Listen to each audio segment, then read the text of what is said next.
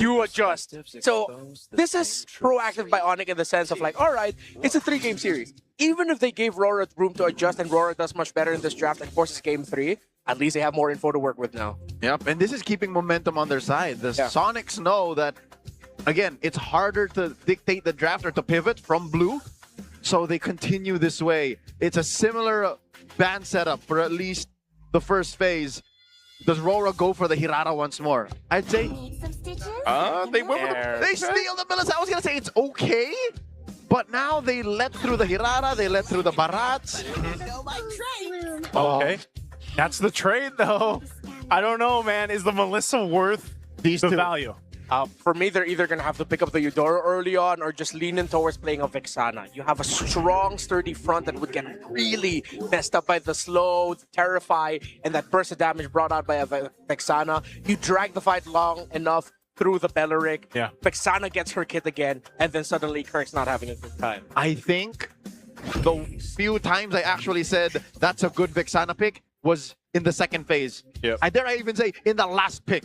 So if they were gonna Vexana, I'd say do it for 5. But now ONIC debuts the newly reworked Nazar King Kaja. This is a, I'm gonna say now, it's a Yoshi hero. It feels like a Yoshi hero. It could be, man. I love the new look of the Kaja. You know, I wish it was still Divine Judgment, his ultimate, but now it's Divine Binding. That's right. You know, so if you guys hear us say Divine Binding, that's his new ultimate. And when I first started, I do like that. Yeah. You like? You like. I love it. When I first started trying him, when he came out, I remember I was trying to figure out how to use it, you know, how to utilize it. And then once that clicks and you see, oh my goodness, look what this Divine Binding can do for the team. Like, it's kind of crazy. Yeah, there's a lot of shenanigans that you can pull off with it. And again, we now get to see it in action against the Melissa. As expected, they ban out the Alice. If it's not the Uranus, then it's the Alice. That's the next best option that you can pair with that Barrett's there. At least now RORA has a clear damage spread. You're just waiting for their mid lane. Yeah. But it might be awkward if they're forced to play a Valentina here. But ONIC, even though it might be good for Aurora to pick up that Valentina so that they get the ultimate of the Kaja for themselves, the thing is, it's actually better for ONIC if they go up against a Valentina in mid. Because yeah, they're giving the ultimate, but in the big picture, it looks like it's going to struggle because you still need that reach. You still need a little bit more of some long-range utility, not getting up close and personal to the Barretts and up close to the Kaja. It's our showtime. So it's them now taking out the Claude. Talking about reach, that's one way to cross over. So far, all that ONIC PH have is soaring wings. That's the one way that they can cheat and kind of fold the map in half. Yeah. Fly through obstacles. What else does ONIC ban out? They already took out the Alice and the Uranus, so no one kind of goes 50-50 with Kirk's Barats, who, by the way, is on fire right now. Are we thinking that it might be Nav? Will Navs play the Belric? Because, I mean, there's so many bans out there. Or is it just Light? Are we just assuming this is Light's Belric again? Like, he's running it back. He's going again. I'm really trying to think about it. Because, like, what? Yeah, like, because, like, all these bans, well, aside from that Novaria, are really honed in on Navs here. I'm wondering if there's a curveball that Master of the Basics, Coach Master of the Basics, Coach Dexter are thinking here with RORA. Well, if you're looking at the other heroes that popped up as roam options, the Bellergon, Atlas is still on the... Oh, no, Atlas is banned. Yeah, he's banned. Right there. Marcel's banned. Cho, you don't really have a strong pick-off combo just yet unless you round that out. Then you put the Beleric into the EXP. You get Minotaur and Chip. Yeah. As a possibility if you're just really going to name out the possible options that we've seen. I like Minotaur a little more. Yeah. Oh, That's a debut pick! Aurora against Aurora. Aurora into Aurora. That's poetic. Yeah. Oh, slap to the face if they end up getting a big win here.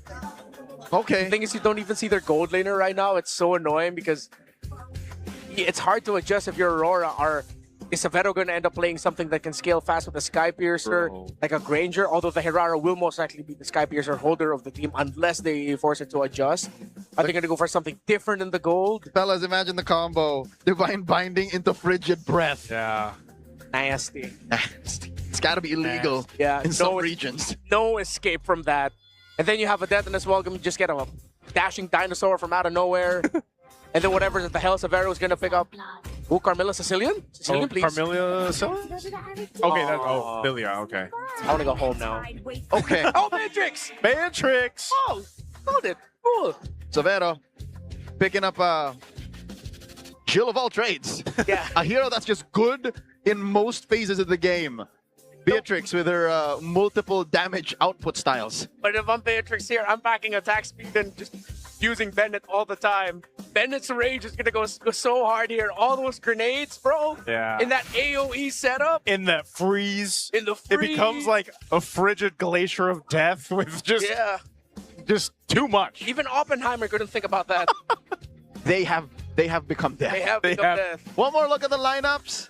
The numbers actually favor RORA, which let me show you the other side of the coin. It is an XP lane Carmilla. With Revitalize. With Revitalize. And not an XP lane Belleric as what I personally thought. Yeah, same.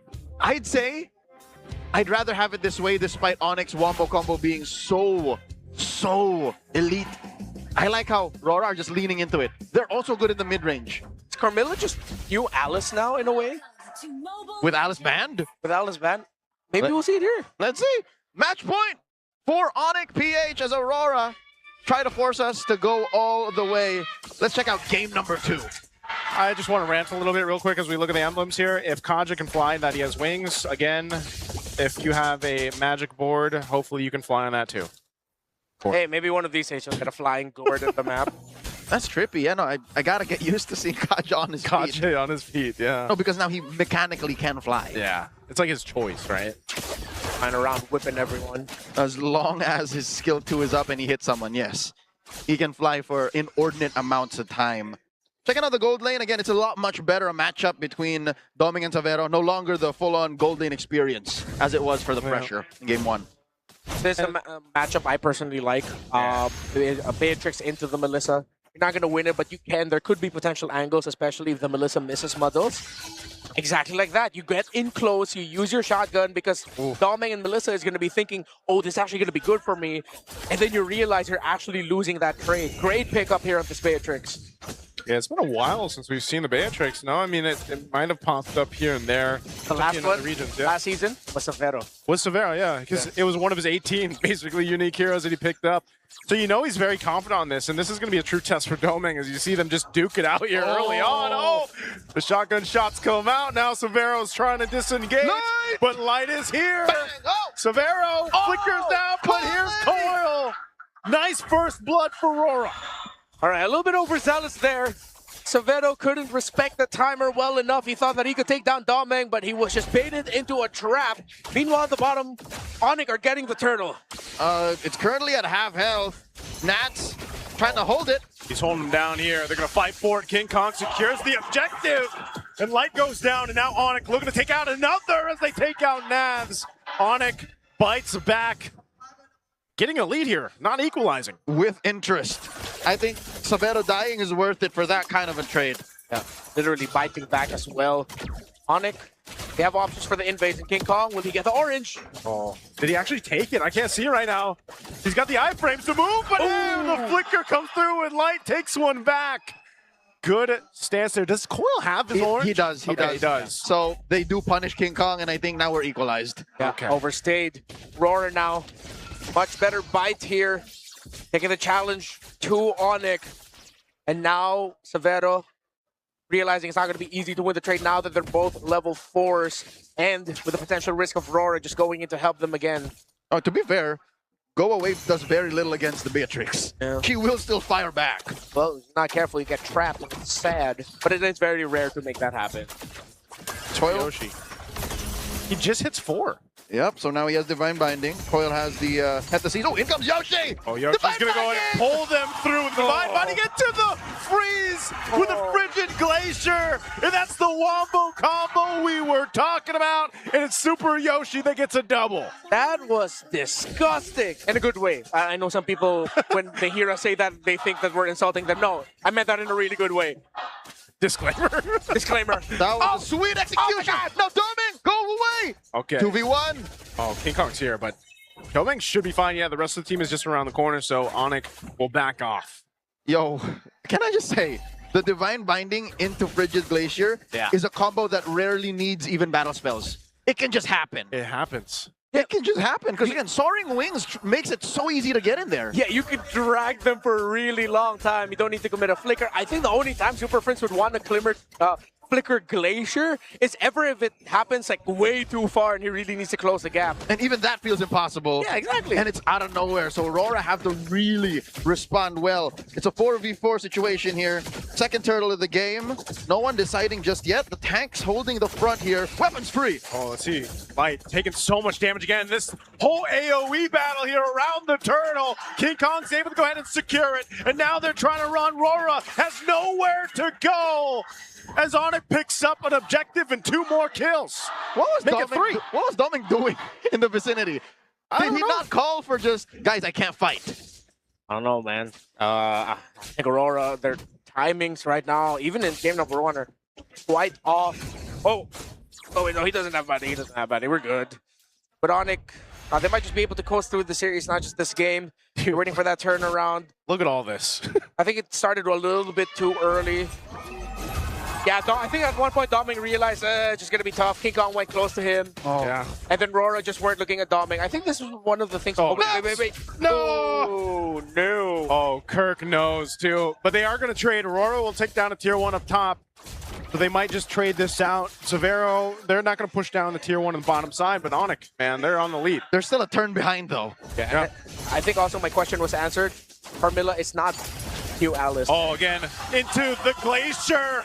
The Divine Glacier is what we have to call that wombo combo. But here's a fight back from RORA. Okay. As they do take down Kirk, so Domeng finally getting a kill, and now Light's going to be in trouble. King Kong weaving on through as Light falls. The Sigma jungler draws some blood, gets 2 on the board, and has to get on out of there. Not worth the commit, grant the purple, unless he has a retribution. He wants it. Yep. He wants it. He can steal it. He needs it. He gets it. Stolen away. And for this entire series, that's what it's felt like for Koyl, where he has to decide, am I just going to be stuck with orange or stuck with purple? Because ONIC and King Kong just keep getting mine every single time. And neither is a good answer. Oh. As Koyl, you need to get into a state of flow, and you getting your farm is half the process. And King Kong is not allowing that. ONIC are approaching a 3K gold lead. Final turtle has spawned upper quarter. RORA has no business contesting. Okay. Another one! There's the wombo combo once again. Get used to it. You're probably going to see it more and more. And that's another turtle. Frigid Binding. The Divine Glacier. Which one's better? Divine Glacier or Frigid Binding? Here's what's scary. It works for both. Yeah. It works for both. Comment in the chat. Oh, okay. I'm going to be playing Koyl here, but yeah, King Kong's with him. They won't catch him. Koyl, man, you know, he's not too far behind in terms of gold against King Kong, but in terms of value and what he can do right now across the map, it just feels like he's not able to do too much. Not to mention how vulnerable a Nolan is to the main combo that ONIC is presenting. The question now is, do teams now have to deprioritize Lyrick? Because for 2 games in a row, Light just did not have a good time at all with this pick. And it's one of the roamers that really popped off in MSC alongside Atlas. But for 2 games, it has not been able to do a thing. It's literally just been a tree. This is exactly how it feels right now. Again, a fight for the purple buff. King Kong looking to steal it away, but he won't be able to. But he does get the retribution out of Koyl. Still a minute away from that Lord, but turrets will fall up here on the top side. ONIC looks to now take down the mid tier 1. 8 minutes in, 3-11, with a push up top and down bottom. One might think this is a better look for Aurora compared to game number 1, but no one home for Divine Binding. So Aurora have started to read out ONIC's movements, but again, it's one thing to dodge it, and another to actually get something out of it. Yeah. Sidestepped. Aurora played it simply. Still have an okay amount of health in their towers. Yeah. I mean, you could just do that. He did pick up the Malefic gun, too. I'm just here. Slowly chipping away. You know, that's one of the things you guys mentioned. Oh, with the Beatrix, you know, you've got a gun for every scenario. Now, what you call it earlier? The Jill of all trades. That's right. Jill of all trades. I like that. You can keep it. Thank you. It's on the house for today. All right. Bottom lane seems to be the next in line for ONIC, as Savero's already taken down tier 2 up top. That's where the Lord spawns. First Lord, I'd say RORA shouldn't. I don't know. Oh my God, no one home again. All right, so that's the second combo denied. Yeah. Force out the black shoes though. Still, it looks good for RORA. It's only a 4,000 gold lead for ONIC. They might be able to commit a swing around here as long as they can avoid that big combo. It's gonna be a while for Binding to come back. Light's got to make a play here, man. I feel like, you know, now game to game, he needs that one Wrath of the Dryad to work here with Naz, Curse of Blood. They need their own Wombo combo. Yeah, and there are no Purifies on the side of ONIC. If ever, they're just gonna flicker out of it. But then once you force out the flicker, then you commit to the chase. That's when Koyl comes in. Easier said than done, of course. Both junglers use the red tree to fight for that. Oh, Light. Ah, man. He is just a tree.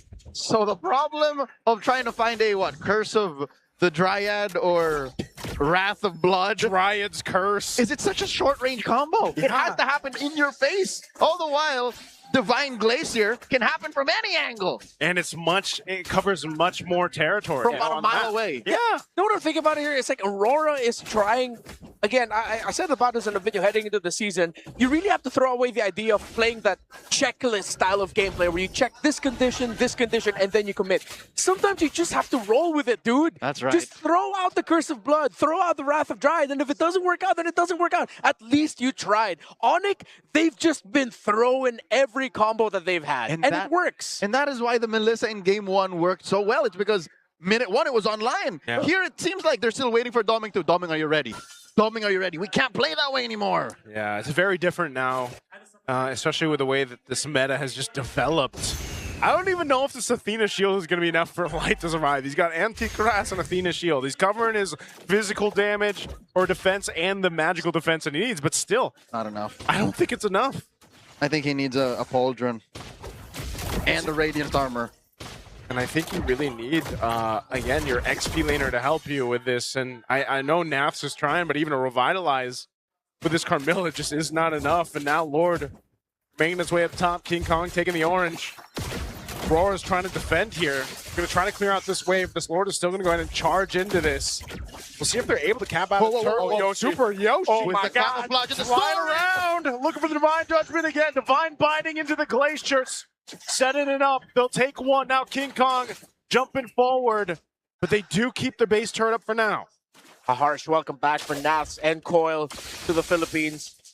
Not a whole load of not being able to do anything here is Naz. A lot of focus from minute 1 in game number 1 from ONIC to make sure that the returning EXP laner of RORA cannot do a thing. You take out the 2 Raiders and RORA are just handicapped. And seeing Super Yoshi being off side of the map and just whip in the air doesn't help either. You know, if you're RORA. He's got enough time. That's how ahead they are. Yeah. 8,000 gold up and he can just fly around. It's deja vu. Well, King Kong doesn't care. Another combo to set up. But now Light, he locks him down. He's actually able to get the passive out from Super Prince. So now RORA still trying to hold on, but that turret will finally fall top and bottom. What a start from King Kong to make it happen. Oh my God! And he makes it go again. 5-1 and 7 on the Hirata. It's like he saw what everyone was saying during MSC. If King Kong was here in Paris, he might be just tearing through everyone. Yep. And he's showing it back in Manila. This is the perfect hero for the Sigma jungler. An assassin with a state of flow. A kit that allows for him to just move in and out of combat, deal damage, burst down, and not to mention an iframe. It seems like Hirata, the King Kong, is what Lance is to KarlTzy. Yeah.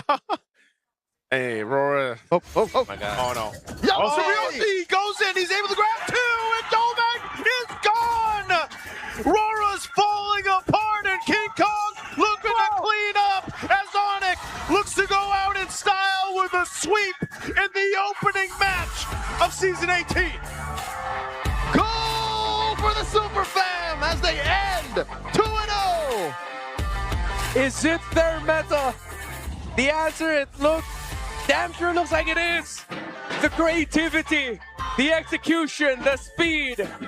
Absolute thriller in Manila, courtesy of ONIC Philippines. Oh, man. What a game, too. I mean, what a series as a whole, but just to see this ONIC Philippines, we know now why people were putting them #1 for power rankings. I mean, I didn't personally, but I knew they would be good in this meta. Well, now after this, I think I would have to bump them up, man. Again, on paper, ONIC PH are primed to take the #1 slot. Statistically, objectively, and I can already see my socials blowing up. I put this team up on the top of my power rankings, but Aurora seem to be struggling. Yeah. Seems like their understanding of the meta, their priorities, not quite up there yet compared to ONIC, who looked like they knew exactly what they needed to do here. Not to mention their chemistry. The chemistry, too. 2 new players coming in. It's got to shake up the system. Even Coach Few mentioned earlier, it felt like not much changed from their chemistry with the introduction of Super Yoshi and Dan. They were ready to vibe with the rest of ONIC, and the remaining members of ONIC that stayed, that are still here, were ready to vibe with their new players. Hey, technically, Yoshi's worn black and yellow before. Yes. He was black and yellow before a lot of them were. Exactly. Oh, man. What a highlight here. Yoshi has to get MVP for this, right? I mean, you called it, too, going into this. This is his hero. It's a Yoshi hero. Hoping that our interview covers that as we throw it over the stage with our winner interview with ONIC PH. A dominating match for the international